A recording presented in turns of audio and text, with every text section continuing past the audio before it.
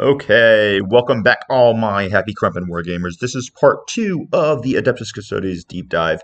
In the first part, we went all through their characters, their relics, their warlord traits. We went through all the army special rules. If you haven't watched that yet, it's critical to understanding how the Golden Boys work. So please go give that a look, give it a watch, give it a view, give it a like if you enjoy it. Give me a comment if you didn't like it. Tell me what was wrong with it. Tell me what you loved about it. I really appreciate all the likes and support. Anyway, this is part two. In part two, we're going to be going through all the individual shield hosts, and we'll be talking about how to build some of the super characters I was alluding to in the first part. And then we'll also talk about the individual units and what shield hosts they really shine in. Then I'll be talking about how to actually use these guys at the tabletop and how to play against them on the tabletop as well. All right, so we're going to start with the Emperor's Chosen. This is the majority of what everyone's going to see in competition. It is what the majority of players love. And I will be very honest, it's very good. I don't think it's the best way to play Custodes, but it is very good, and it is what you will see the majority of. So the special relic for the Emperor's Chosen is going to be a AP5 spear. It's nothing special, and people will probably never take it. It's really not that great. The Warlord trait, however, is pretty dang decent. It's called the Auric Exemplar, and what's going to happen is every time you kill a model, then you can make an extra attack for every model killed, up to a maximum of 4. So what'll happen is you have a bite captain who's going to charge a unit of Space Marines, say just a unit of, I don't know, 10 Vanguard vets or something. Who runs 10 Vanguard vets? I don't know, but you do. And you go through and you kill 4 of them. Well, then you're going to get 4 extra attacks, which converts in maybe you kill 2 or 3 more. It actually makes him very killy and helps him not get bogged down into these big groups. Also, this is great on a Blade Champion, because a Blade Champion can come in and with his damage 3, he can run into a unit of, I don't know, 10 Terminators or something. He can smack 3 or 4 of them dead, then he gets to make 3 or 4 more extra attacks and maybe smack 2 more Terminators dead with his damage 3. So it's a very good Warlord trait that can be quite flexible on some of the characters. The special kata is going to be Rendex. This is really important because that means the entire army for one turn will both get to auto wound vehicles and monsters on 6s to hit. That's in shooting and melee. And they'll be at +1 strength against vehicles and monsters when they charge or heroic intervene. And then for the next turn, you can go to the second stance and say the second, or you can go to another stance and keep the benefit. So effectively, you can get 2 turns of your entire army auto wounding vehicles and monsters on 6s to hit. Your Custodes get to channel their inner guard for a little bit, and it's really powerful. So this is an amazing ability that the Emperor's Chosen gives you, is to stay in that stance for 2 turns, or to get both benefits of that stance, is what I mean. Now, the special traits that you get is 1, all models with the shield host keyword gain a 4 up, feel no pain against mortal wounds. This is everything. That's not a Sisters of Silence, basically, or an assassin.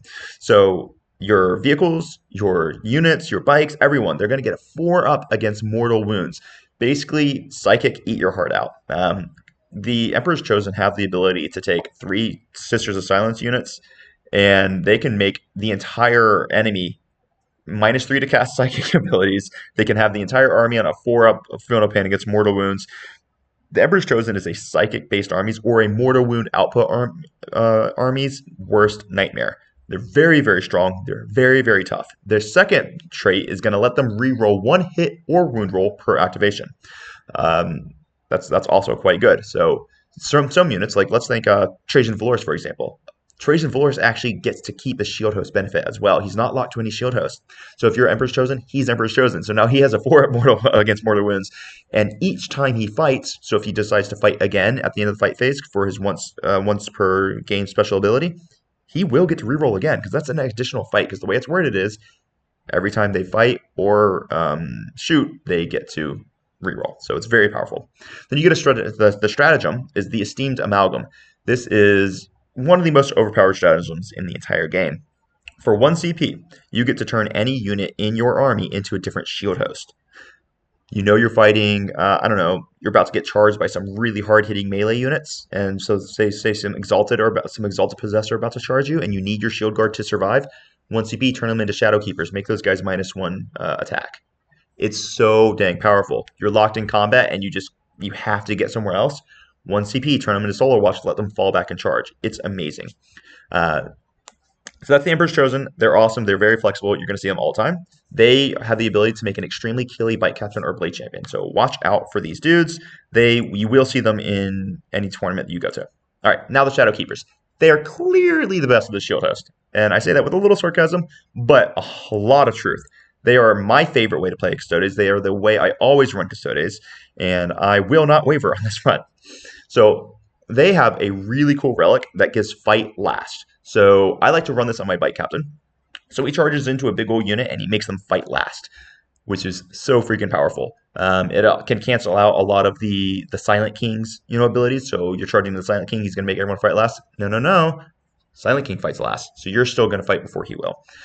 It's so powerful. You don't have to worry about the interrupt into him. We love this ability. It's amazing.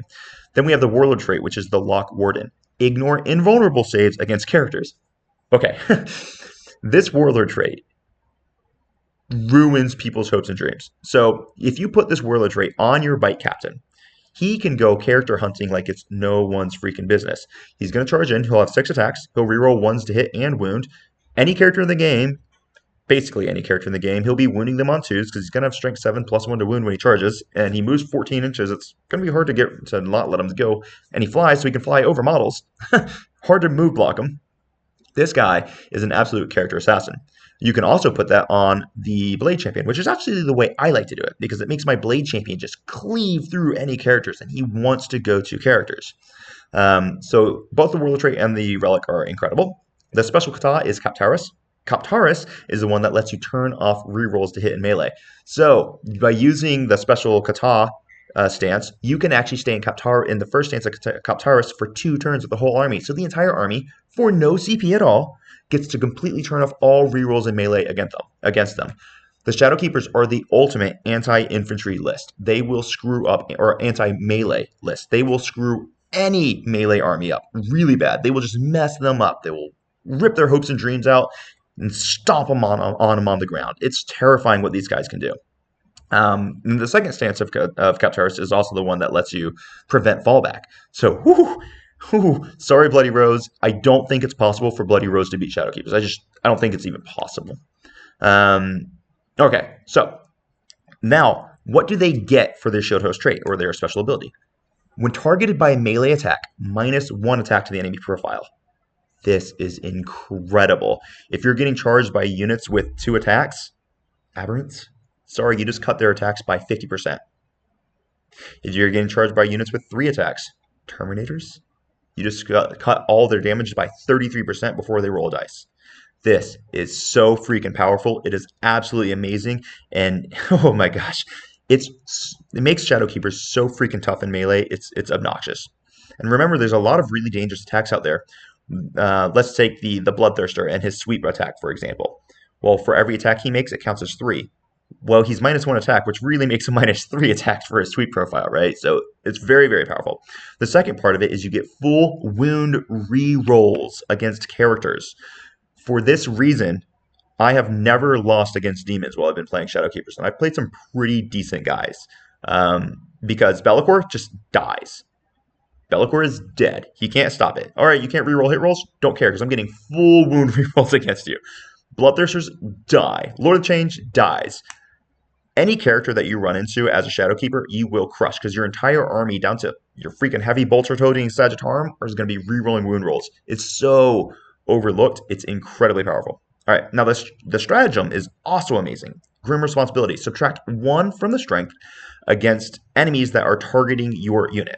So if I have a unit of Custode bikes, and remember, bikes are kind of special because bikes cannot take the stratagem support. When you read your codex, bikes cannot use transhuman. They can't turn off rerolls. They can't use any of the defensive stratagems. So bikes are a little bit vulnerable, but they can use this, which makes everyone -1 strength against them, and their toughness 6. That is really, really powerful because suddenly your strength 7 weaponry, all that, is winning them on 4s. Suddenly, anything that's strength 12 is winning them on 3s. It's so freaking good. I would used to spam this all the time. Tau Flamers come out, hitting you at strength 4, -1 strength, win you on 6s, not 5s. Incredibly powerful. And this can be used in shooting and in melee. So, what does the Shadow Keepers make? They make an insanely powerful Blade Champion or Bite Captain, or both, if you run them the way I do. The shield host is the only way to put extra defense on bikes. It's the only way because, I mean, technically everyone can use the Katara stance for one turn to turn off rerolls in melee, but this way you can actually minus strength against your bikes or against your other troops too. So in Shadowkeepers, you can transhuman one unit, you can make minus strength into another unit. It's very, very defensive, and it's also very, very offensive with their ability to reroll wound rolls against all characters. So we love these guys. They're amazing. I have said enough. I'm a big fanboy. All right, moving on to the next round. We're talking about the Dread Host. The Dread Hosts are super cool. They're a little less competitive than Shadowkeepers and Emperor's Chosen, which are probably clearly the best two. Although Emissaries and Periodis, they make an argument. So Dreadhost is very cool. I really want to make these guys work. Their relic is a big damage 3 axe, which is super cool. The axe is damage 3, AP 3. And when we look at the special abilities, it's going to go to AP 4. Their Warlord trait, so you can make a very killy captain in addition to a very killy Trajan Valor. So you can have Trajan Valors and then another captain who are both going to be damage 3. Very cool.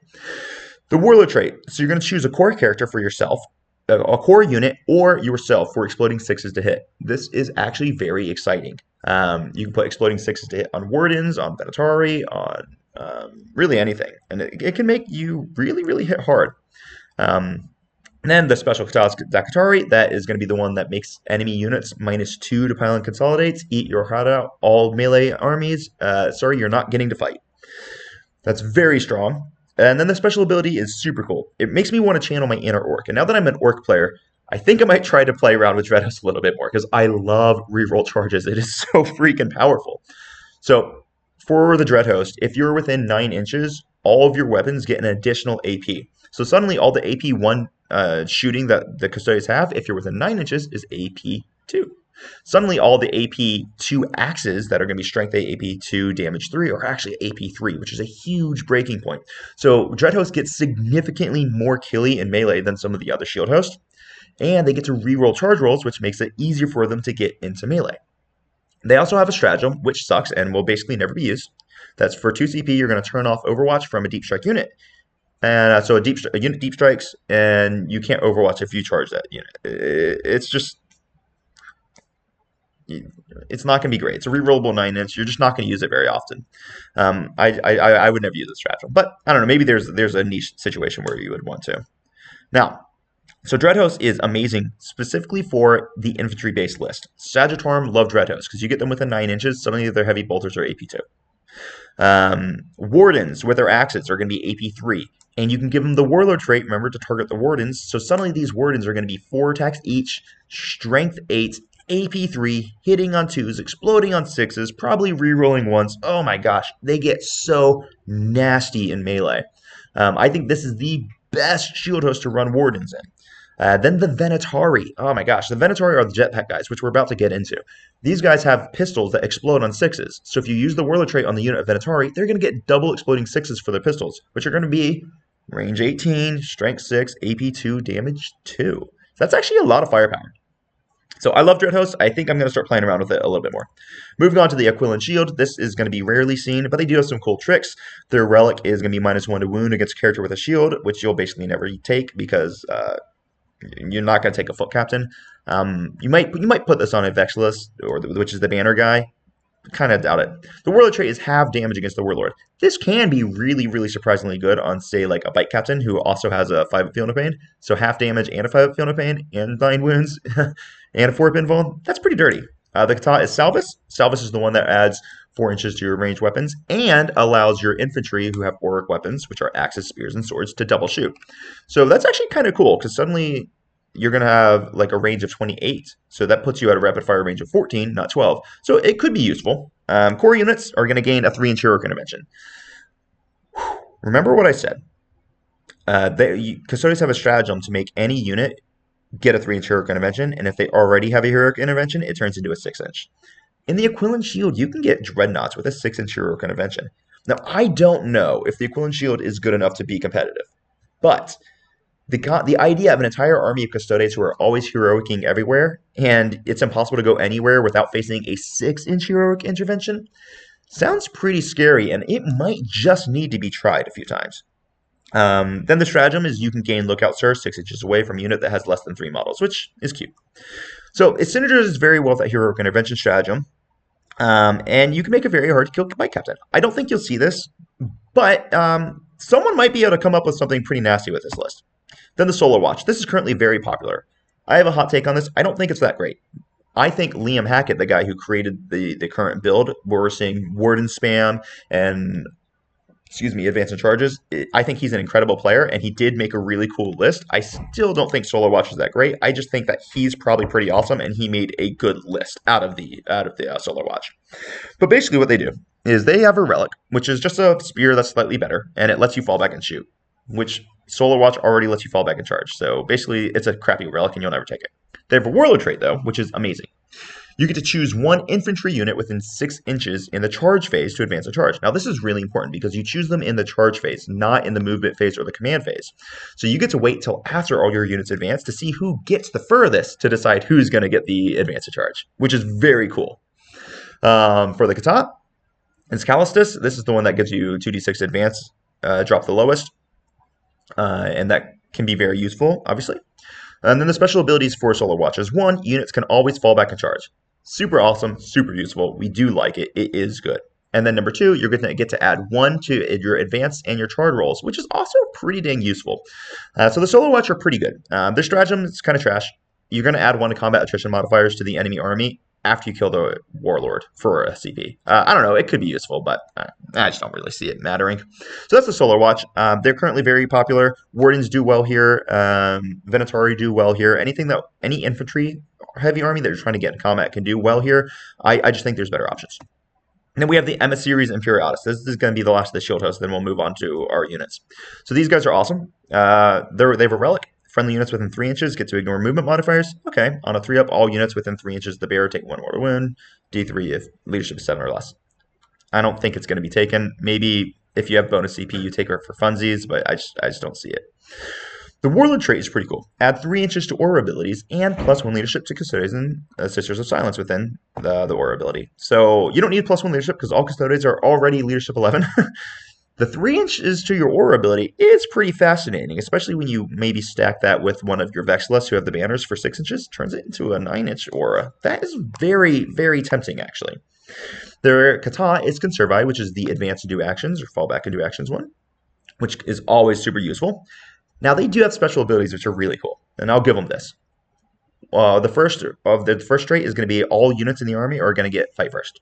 All shield host units are going to get fight first, which is always very useful. And then number 2 is going to be they ignore all modifiers to hit or wound. So you've got a lot of your Sagittarum, and they're shooting into Mr. Bellicor. Well, Bellicor's not -1 to hit, so they are hitting on 2s. And then they're wounding him on whatever's. Well, he's not -1 to wound, so it can be very useful. Emissaries are really good, and I know some quite good players who use them. It's not the way I prefer to play the Custodes. I am a Shadowkeeper through and through, but they're good. They're a solid choice, and I can see them doing quite well. Bikes love this one because of the stratagem. So the stratagem is going to be either 2 or 3 CP. It's going to be a pre-game move, and you must end more than 9 inches away from an enemy. So if you start with CP with this list, you can conceivably take a unit of 5 bikes, which hit really hard, as we'll see very, very soon. And you can move them 14 inches, and then you can move them 14 pre-game, and then you can move them 14 inches in the movement phase, and then you can charge them. That is disgusting because they can alpha strike anywhere on the tabletop, and you can really mess up someone's day with an alpha strike like that. So that was the Katas. Now we're going to talk about the key units. All right. Some of these units I'm going to spend a little more time on than others. I might actually need to do a deep dive on individual units as well. But here we go. Your Custodian Guard are T5, Strength 5, 3 wounds, 3 attacks. Weapons are AP 3, and the weapons are going to be at Strength 6 or 7. 6 if it's a sword, 7 if it's a spear. The spears have a bonus Misericordia attack, which is just a dagger, so they're going to have 4 attacks total. All right. They cost 135 for a unit. Shields are a 5-point upgrade. I like that 5-point upgrade. The way I typically like to run these guard squads, I take 2 spears and 1 shield. That makes it 140 points, and it gives you one guy with a shield who has a 1-up armor save. You put him in cover, now he has a 0-up armor save, which means against AP2, you're still saving on a 2-up. Against AP3, you're saving on a 3-up. It is nasty and makes these guys very, very hard to shift. Running them in squads of 3 also makes the transhuman strat only cost 1 CP on them. So they have a little bit of incidental shooting. And they count as 2 models and have OBSEC. They're actually a pretty dang solid choice. Some people think that the normal Custodian Guards suck. I don't. I just do believe that with the advent of Arcs of Omen, when we got OBSEC on the other infantry, their use case dropped a little bit. I still take 1 unit of them. I still like them. Then we have Prosecutors, which are the basic Sisters of Silence battle troops. They're basically just a Sister of Battle. They have bolters. That's it. The 3-up armor save. The cool thing they have is that aura that we spoke about earlier of -1 to cast if you're within 18 inches.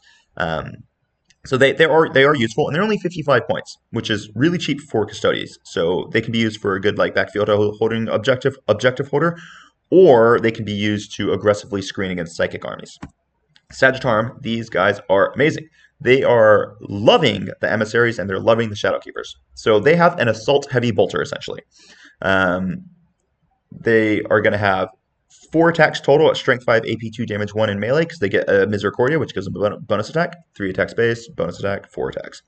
So they actually can slap in melee a little bit, but their heavy bolter is amazing. Now it's a combi bolter. So basically what happens if you're within 15 inches of it, they get to shoot a combi shot, which makes them -1 to hit, which is why they love emissaries, so they don't take that penalty. But -1 to hit, they're still hitting on 3s, which is good.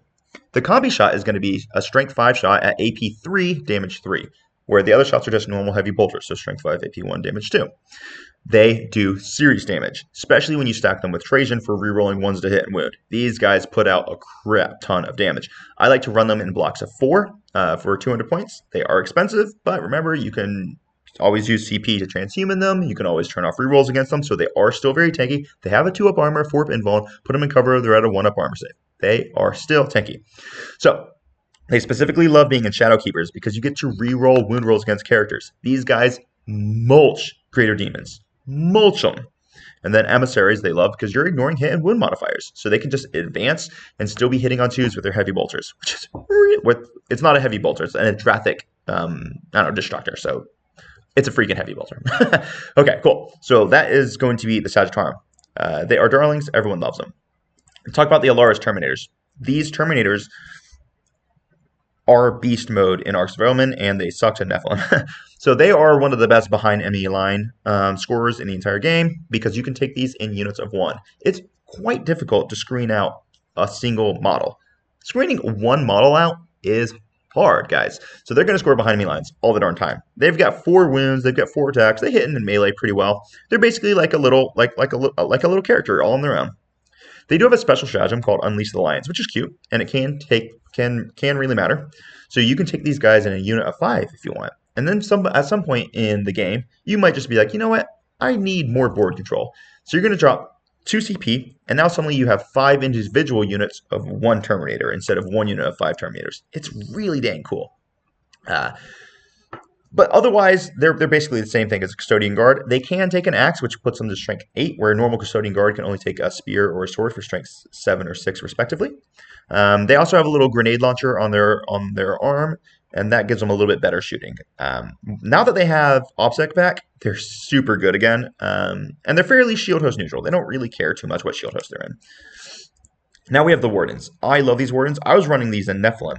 I'm definitely running these in Arcs of Omen. These guys are blenders. So they have 4 attacks base, and then they're going to get bonus Misericordia. So 5 attacks, essentially. They can take the axe. I give them the axes. Some people like giving them the spears because it has better AP. But an axe is going to be strength 8, AP 2. They have a built-in 6-up Feel No Pain. And this is not the normal Custodes 6-up against mortals. This is just a 6-up Feel No Pain. So it can really ruin people's days if you're shooting flat 3 damage into them. Now, with the return of OBSEC, these guys are nuts. Solar Watch, they freaking love because they're going to advance a charge. You can take a unit of 10 of these guys, which is going to have 40 Strength 8, AP 2, Damage 2 attacks coming out at you. They love Shadow Keepers because Shadow Keepers, everything that's fighting them back is going to be -1 attack, not to hit, attack. And you're not going to reroll any wound rolls against them because you don't even have to spend CP on that because you're going to be in Kataro stance for 2 turns. They will slaughter any characters because, like all other shield host units and Shadow Keepers, they get to reroll wound rolls against characters. So bye-bye Bellicor, you just die instantly. I think a unit of 5 has like a 60% chance of killing Bellicor. It's ridiculous. Then we have the Dread Host, okay? Dread Host is awesome for Wardens because suddenly these guys are going to have AP 3 on their axes, which is a huge break point, especially when you're going into other enemies who have a 4-up invul. So say you're going against Deathwing Terminators. Now they're going to be having to take their 4-up invuln instead of a 3-up armor save, right? Which is a really, really big difference. And remember, in Dreadhouse, you can get these guys exploding 6s. So I really want to experiment with these guys in the Dreadhouse a little bit, although I just haven't. So I love Wardens. They're awesome. They also have a special rule with if there's only 2 of them, they can still give Lookout Sir. So they have bonuses. And they're 50 points each, so they essentially cost the same as a normal Custodian Guard. Man, these guys they're legendary. They're legendary. The Galladus Dreadnought. This guy's awesome. He's a Dreadnought with a 4-up invuln and a -1 to hit in melee. The Custodian Dreadnoughts are all really good, so don't overlook them. This guy's a little underwhelming compared to the others. I think he's a little overpriced. He did get a points bump for no real reason because he wasn't really being run that much. He's only strength 7. He does get D3 extra attacks with his sword, but that puts his sword at AP3 damage 3 at strength 7, which means against a lot of other vehicles, he's going to be wounding them on 5s, which really kind of sucks. He's -1 to hit in melee. He has a 4-up invuln, unlike other Dreadnoughts, which is really good. He is venerable, so he gets a 6-up Feel No Pain. So he loves Shadow Keepers the most, I think, because in Shadow Keepers, he's a tank. He's also going to be -1 attack, and he gets to reroll wound rolls against characters.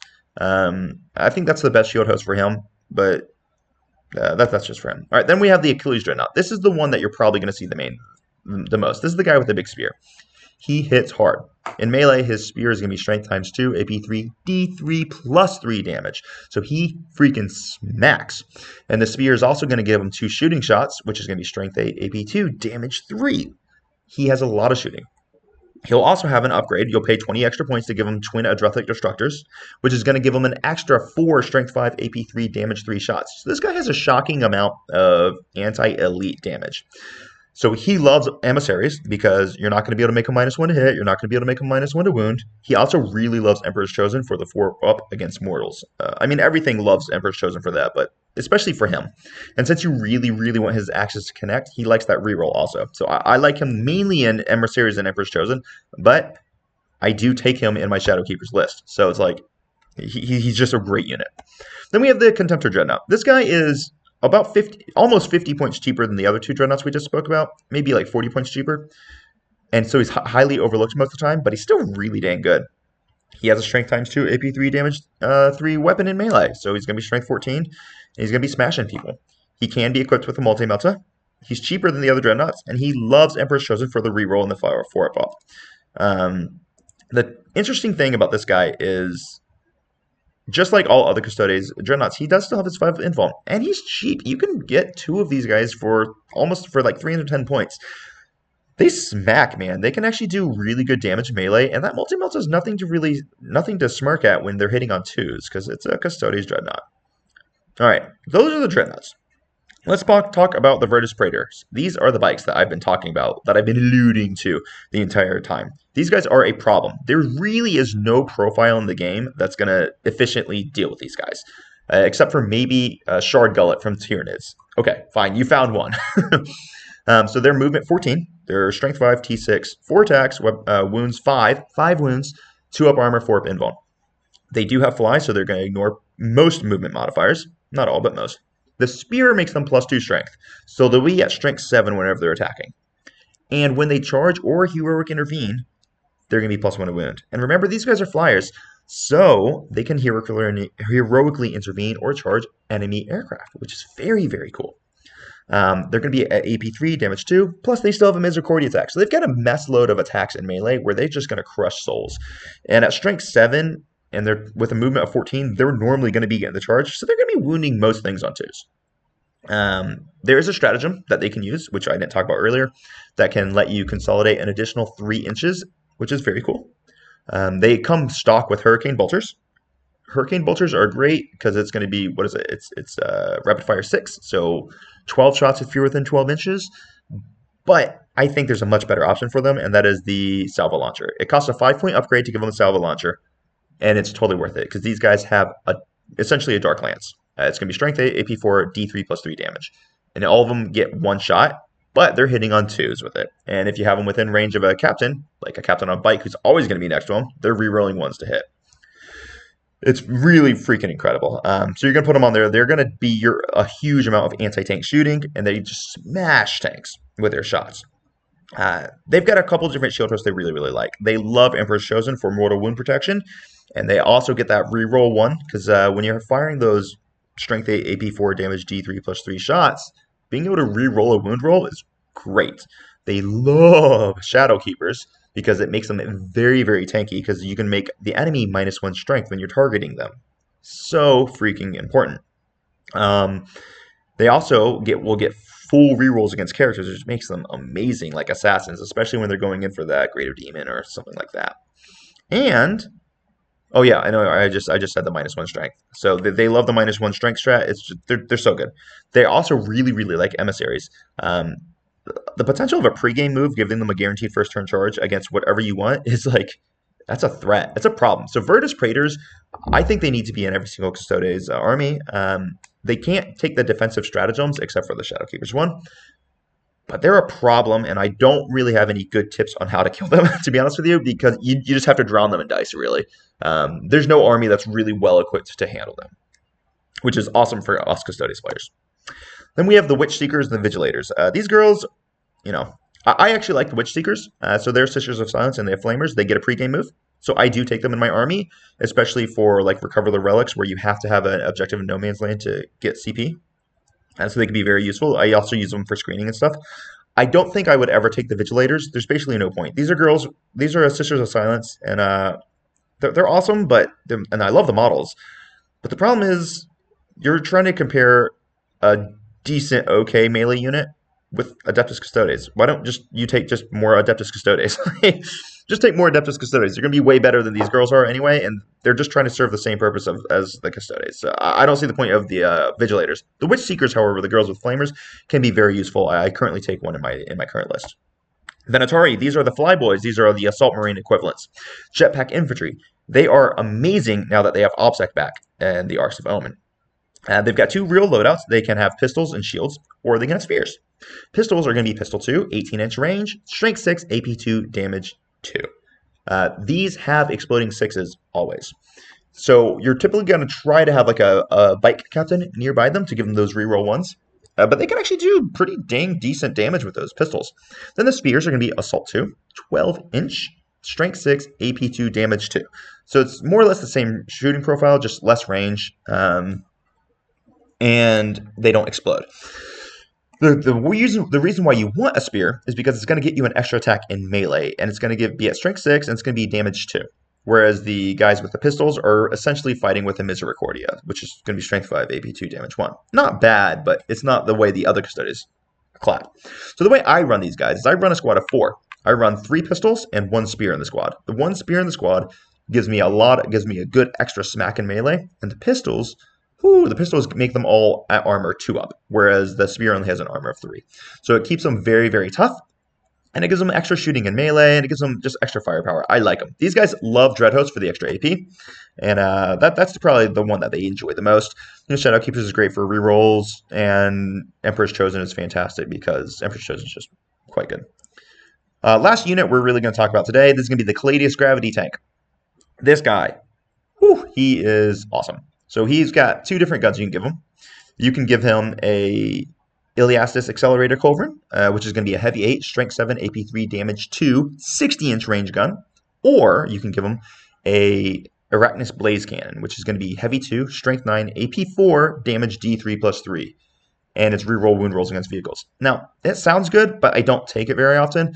I just find that my bikes have enough shooting that I don't really need the extra damage against vehicles, especially since I'm Custodes, we can take that Rendex Martial Kratos stance, right, to give us auto-wound vehicles and monsters on 6s to hit.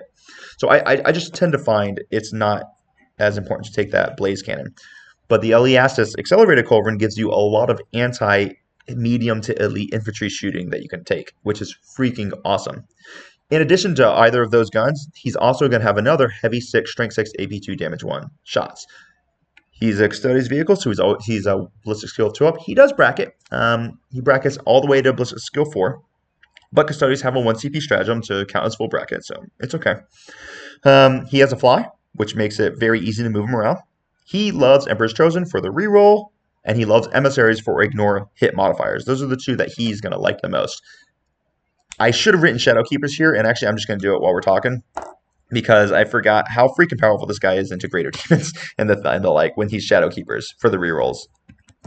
He can crush vehicles or tank commanders. Tank commanders are characters, right? So tank commanders, they get rerolls against them to wound. It's so good. So that's the Caladius. All right, so those are the key units you guys need to know about. We're going to phase into talking about the secondary game now. Let's talk about secondaries. These are the secondaries for the Adeptus Custodes. First of all, they're not great. They're just not good. Custodes need to win on primary, and they win by denying secondary. The first secondary that you're going to take is Auric Mortalis, and it's in Purge the Enemy, so it's in the same category as Assassinate or Bring It Down. So you'll never take it against Knights. You probably won't take it against... Well, maybe you will take it against, like, Demon Spam, big Demon Spam. The way it works is you have to choose the most expensive unit in the enemy's army, unless there's a Primarch or Supreme Commander. If there's a Primarch or Supreme Commander, you must choose them. This excludes Flyers, by the way. You're going to get 5 points for killing that enemy, which is fairly... I mean, if you're trying to kill an enemy with Custodes and you're focused on it, you'll kill him. So you're basically guaranteed 5 points if you take this. Then you're going to get 5 points for killing it in melee. So if you kill it in melee and not with shooting, you're going to get 10 points, which is really nice. Lastly, you're going to score 5 bonus points if you kill it in melee and you do it outside of your deployment zone. So this can be a 15-point secondary just by killing a model in melee outside of your deployment zone. This can be done, and I have taken it for great effect. It's pretty awesome. It's basically very simple to guarantee yourself 10 points with a secondary, which is really nice. A 15 is possible, and a 5 happens occasionally. So it is a swingy secondary. I would rate this as the only decent choice for the Custodes secondaries, and it's valuable against certain armies. However, it can be denied pretty effectively. So if the enemy can just, like, I don't know, force you to try to kill them in shooting, that's really good. If the enemy can just kind of just stay away with their most expensive model, I mean, you basically just gave up. You gave up a 0 on your secondary. I have found that sometimes when I use this, I can use it offensively. So I can use this to force my opponent to make a choice. I can have them be like, oh crap, my most expensive model is a Rhino. What am I going to do with that? And then they have to decide, are they going to just try to hide it from them? Or are they going to just rush it into your deployment zone to try to deny you 5 points and put you on a 10 for making you kill it inside your deployment zone? It can be tough. It's a tough decision. I have found that it tends to work out regardless of what the person does, because if they decide to hide their most expensive model, unless it's something like a Rhino, so say they decide to hide Magnus the Red, well, that's great for you, because then you don't have to deal with their most expensive model, and then you just wipe the rest of their army, and you end up killing that model anyway. Then they're like, okay, well, my other option is I can just run it straight at you and try to get in your deployment zone. Well, that's great for you, because then you're going to score 10 points for killing it in melee. So, I mean, I think Auric Mortalis is a good choice. Let's look at their other secondaries. The other secondaries are not great choices. Stand Vigil. So this is hold more No Man's Land at the end of the battle round to score 4 victory points. If you go first, this sucks, because it's going to be very easy for your opponent to deny it to you. If you go second, it can be pretty dang good, which means it's highly unpredictable what's going to happen, because you can't predict whether you're going first or second, which makes it a crappy secondary. Yes, you can score high if you get lucky and you get the first turn, but guys, it's not a good secondary to choose in a competitive environment. Then we have Might of Terror, which also sucks. You're going to score 4 victory points at the end of the battle round if a Custodes unit kills an enemy unit and no Adeptus Custodes units were killed. It's essentially grind. It gives you an extra point over what grind would give you, but you can't lose any Custodes units, which is, I mean, that's a pretty bold choice to say that you're going to expose yourself, kill them, and you're going to lose nothing. Custodes are good at not dying, but I don't know if they're that good at not dying. So it's essentially a worse grind. There is one caveat. Technically, Sisters of Silence are not Adeptus Custodes, so if they kill your Sisters of Silence, it's like, well, maybe you can still score it, but I think it sucks. So 2 of their secondaries are just terrible. One is iffy. So how do they score secondaries? They're going to take behind enemy lines. It's excellent for them. They can deep strike multiple single units. Terminators. They have the Bite Captain, who can go off on his own and get wherever he wants to go. You have the Terminator armor captain with a Praetorian plate who can just teleport into a combat. He can score behind enemy lines. They're great at scoring behind enemy lines, and it is a fairly confident 12 for them, potential 15. They have no access to psychic secondaries because they have no casters. They can take Abhor. So if you're running into Grey Knights or Thousand Suns, they're going to take Abhor. It's going to be great. Banners is almost an auto take for most Custodes army because they have to focus on dominating the primary anyway. So if they're going to be trying to hold the primary, they're going to be wanting to hold the banners. It's just an auto take. So essentially what's going to happen is Custodes are going to take behind the lines, they're going to take banners, and they're going to take a kill secondary, whether that's Assassinate, No Prisoners, whatever, or Auric Mortalis. You can basically be guaranteed that's what they're going to need to take more or less every single game. So then, how do we play with Custodes? All right. Our Custodes must dominate primary, and we have to deny secondaries. So here's a typical illustration of what secondaries a Custodes army will give up. You're going to give up 10 to 13 on Assassinate. You're going to have 3 or 4 characters. Some people might be mad and run 5, but you're probably going to run 3 to 4. I run 3. You're going to give up 7 to 9 points on No Prisoners. And you're going to give up 0 to 6 points on Bring It Down, unless you're running Dreadnought Spam, in which point maybe you're giving up 11 or so. But I don't know about that. So with the advent of Guard, you're probably not running Dreadnought Spam. And here's the deal, guys. Move blocking is very dangerous. Custodes love it when you try to move block them because everyone in the army has that 3-inch hero intervention for 1 CP. The Blade Champion has a 6 up built in. A Trajan Valorous has a 6 up built in.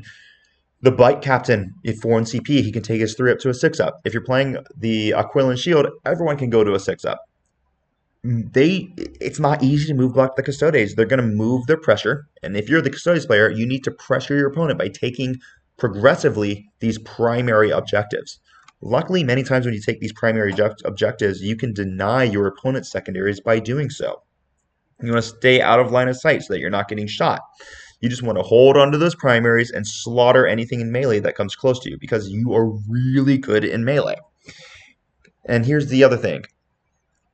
The Custodes can pump so much CP into one unit to make it nigh unkillable. All right, here we go. I have a unit of Custodian Guard with shields, so they have 1 up armor save. I'm going to put them in light cover. Maybe I have they're standing out in the open, but I have the light cover banner next to them. So now they're all a 0 up armor save, unless you're ignoring cover.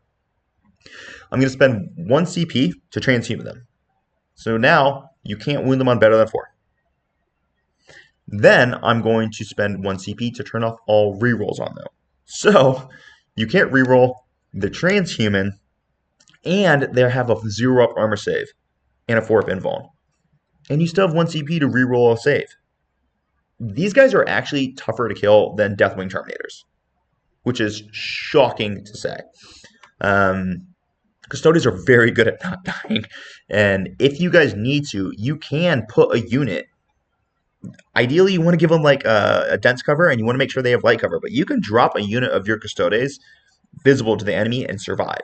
I don't recommend trying it very often, but you can do it. Never try this against Votann. Never try this against Guard.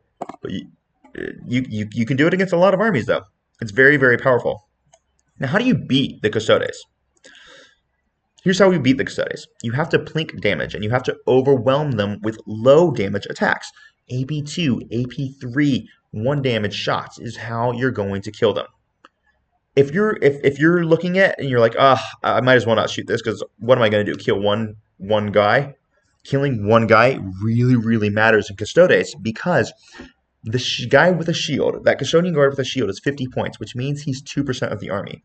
Every single time you kill a model in the Custodes army, you severely detract from their ability to play the game. You need to plink all of these models as much as you possibly can. Plink, plink, plink. Do not commit into Custodes until you know you can overwhelm them, because Custodes will be spending 2 CP to interrupt. They will be spending 1 CP to interrupt when they're on an objective. The Blade Champion will be fighting first. Trajan may be fighting first. And they will kill what they fight. These guys slap. The Custodes slap. So when you commit to them, you have to make sure that you have them fighting last or something of the sort. All right. And you need to reduce their damage output. Gosh, you need to reduce their damage output. So you need to make your trades intelligently. Do not try to overwhelm these guys with like Meltifier. It's not a good choice. Let's do this math here. Let's say you shoot 10 Meltas, and you're going to shoot them at a unit of Custodian Guards, which is the basic troops. Chances are you're a Space Marine, so you're hitting on 3s. All right, so you shoot 10, you miss 3. Custodians are going to spend 1 CP to transhuman, or maybe they don't, and you're wounding them on 3s because they're T5, remember. So you're going to wound anywhere between 3 to 5. Then 2 of those guaranteed to be, or essentially guaranteed to be saved from their invuln. So at best, you're going to make 1, 2, maybe 3 wounds out of 10 of those shots if you have rerolls. But remember, they can also spend a CP to turn your rerolls off. So let's say you don't have rerolls. So at best, you're going to get 2 wounds, maybe maximum 3 wounds through. You roll a die and you hope it's not a 1, because then you're going to kill a single model. 10 Meltas, you're going to kill 1 model realistically. And you forgot that they can they can CP reroll one of those saves. It's entirely possible you shoot 10 Meltas and roll well and kill nothing. These guys are tanks. But if you shoot, if you're the Swooping Hawks, and Swooping Hawks are a bad example because they're a 0-up save. But if you're Dire Avengers and you're shooting a ton with like AP3, okay, cool. That's where you're going to start killing these guys because they're going to roll 2s and 3s every now and then, right?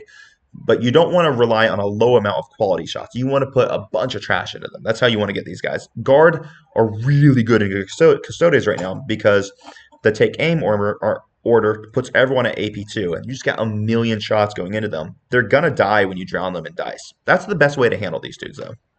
Pling them to death with small arms fire, bury them in dice, AP2, AP3. Guard are an amazing matchup into Custodes. I actually don't think Custodes can beat Guard right now if you have a competent Guard player, which is pretty bad.